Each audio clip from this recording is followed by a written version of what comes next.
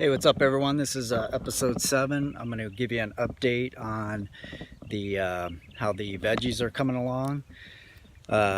This row here is our garlic, or this bed I should say. We got onions, bunching, bulbing, a little bit of shallot, some more garlic. This is the landscape fabric that we're going to use instead of the wood chips. We tried that. It did keep the weeds kind of at bay, but it's just more of a mess when you're trying to cultivate and walk along the paths and so forth. So with this here, a lot of organic gardeners are going to this method here, especially it's going to save a lot on labor. So basically I set up the drip tape here. These are most of these are going to be 2-foot walkways or paths, and then about a foot where the drip tape runs down. And what I did, I lined up the tomatoes with each emitter, which are spaced 12 inches apart, and I went every 2 feet here. So that is what we're doing here. I dug all these holes. So what I use is a pulse hole digger, and just took me like 2 to 3 passes, and it came up pretty easily. So we're doing all this. The third plot back there, still a work in progress, but that should be done in the next couple of weeks. The reason why we're going with this method here is it'll conserve water. So what it's going to do is the emitters are right near the tomato plant, so it's going to get the water. It's the most effective way to water it. And I made this little device here.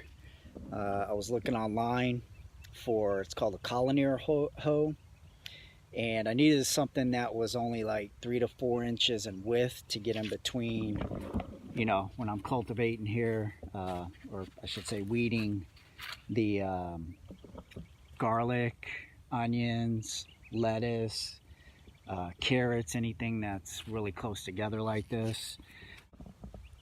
The colonier hoe that we were going to buy it had some different attachments to it, but it was like 70 bucks. So what I did, my friend Cookie had some bamboo. His son Miller, shout out to them. He gave me some of his old bike tire inner tube there, and I went to Lowe's and found this strapping here. This is what they use to secure heavy loads on pallets and so forth. So I basically just wrapped it up with the wire. I slid it down over it, and then I bent this down like this, so it's the perfect size to get in between. And I space this properly, so I'm going to be able to come through here once or twice a week and not disturb the roots of the tomato plant, but I'm going to be able to weed. And as long as I can get the early stage of the weed, it should be pretty easy to maintain throughout the season. So this is basically something I can't take credit for it. It was some college extension that I think I came across, maybe Utah or somewhere up there, and I got it from this guy just Googling how to make a colonier hoe. So moving on. So then I'll show you here in a second how we actually how I'm planting the actual tomato here, but let me give you a quick update on some of the other stuff we have growing here. We just pulled out the lettuce that we had, and we're gonna put something else here. Just got this fabric here for the time being. That's just some escarole. Shout out to my friend Alex over at Barnhart Farms. If you're ever at the Mueller or Lakeline Farmers Market, go see him. He's got really good stuff. Also, shout out to Boggy Creek Farm, who is also using this fabric method here. And got a lot of stuff online and reading stuff, but they're also using this technique here. So shout out to Tracy and the gang over there. But this is some rapini or broccoli rabe. Not a whole bunch. And going back to the wood chips, I should have pulled all this out before I cultivated it to make it smooth to plant in. So I think that inhibited some of the seedlings from emerging, especially with like the carrots, but it may have affected this. But it's been crazy weather too, really cold and hot at times, so that might have something to do with it. But let me show you, the carrots are looking pretty good here. That's a bed there, a 50-foot bed, another 50-foot, and then we planted these a couple of weeks later.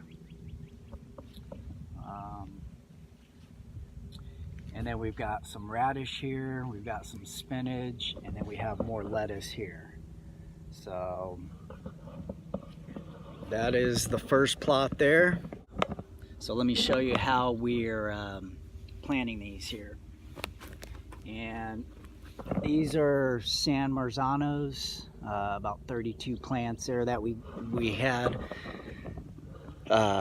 We started everything from seed, so no transplants. And then we got some little Napolis here. We've got some Jubilees over there. And then we even have more down in our little grower area. So let me show you this here.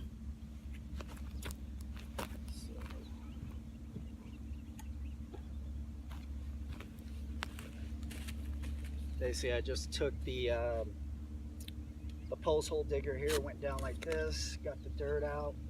And with tomatoes, you want to plant the stem pretty deep. That'll give it more roots to shoot out, and it'll make it a healthier plant. And then what I do is we have this every time we make eggs with our duck eggs or chicken eggs, we save the shells.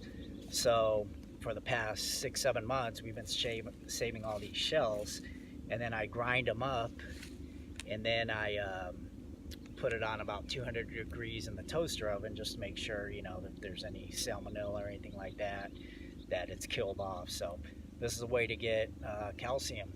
They sell this in stores, but this is just reusing what we already had there. So what I do is I drop a handful in the hole.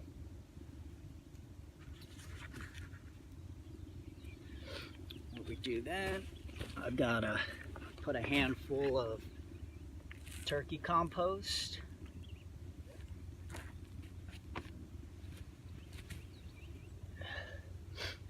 Take the plant here.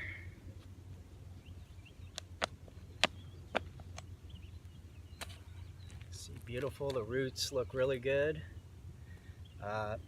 And then this is organic mycorrhizal fungi. It's really good to when you're transplanting, or actually even non-transplant. It just really creates a good environment for the roots. So what you do is you just dip it in the water here, then go to the hole here, and then you just backfill it with the dirt that I pulled out.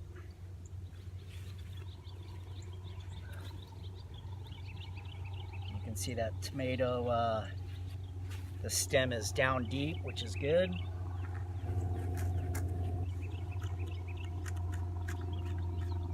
Make sure that's really good. And then that's a tomato plant in the ground.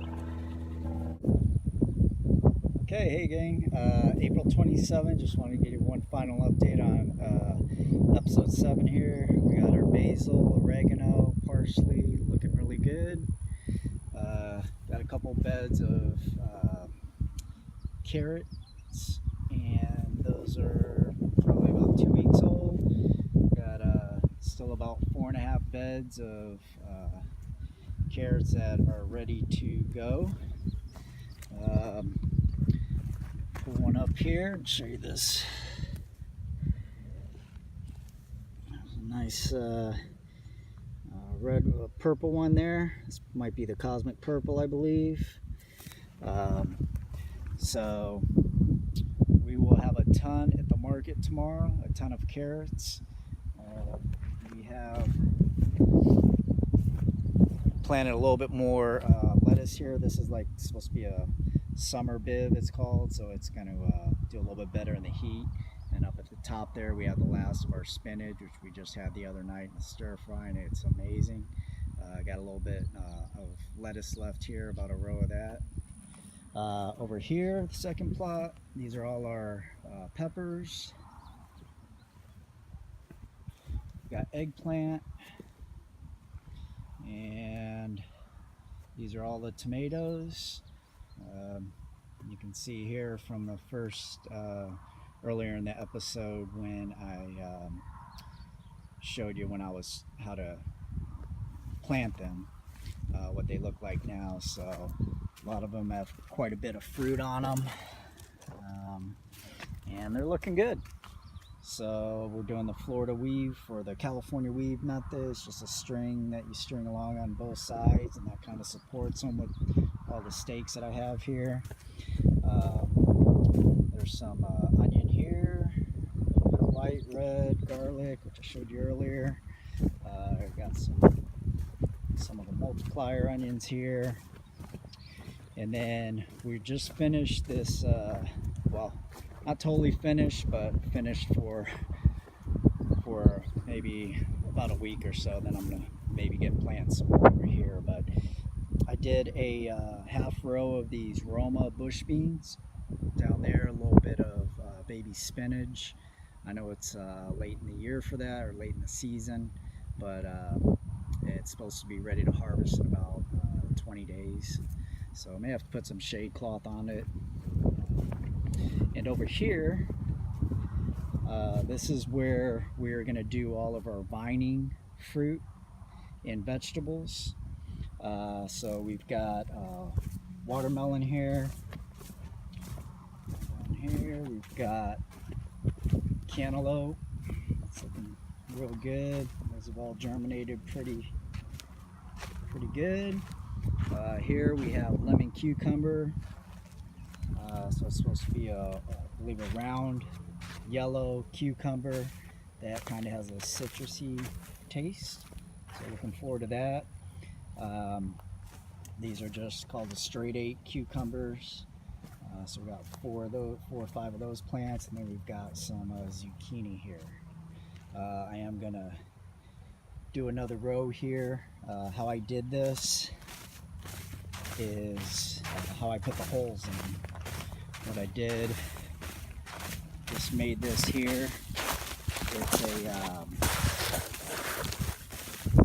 it's just a piece of cardboard, put some aluminum foil around it after I cut the hole out, and you just line it up over where you want the holes. I take a torch and I burn the hole through it. It's best not to use scissors or a knife when you do this, just because it can unravel over time. So this way we won't run into that issue. So get a little windy out here, so I'm going to close up episode 7 and get out there, support your small farmers, and we'll see you in the next video. Thanks for all your support. Ciao.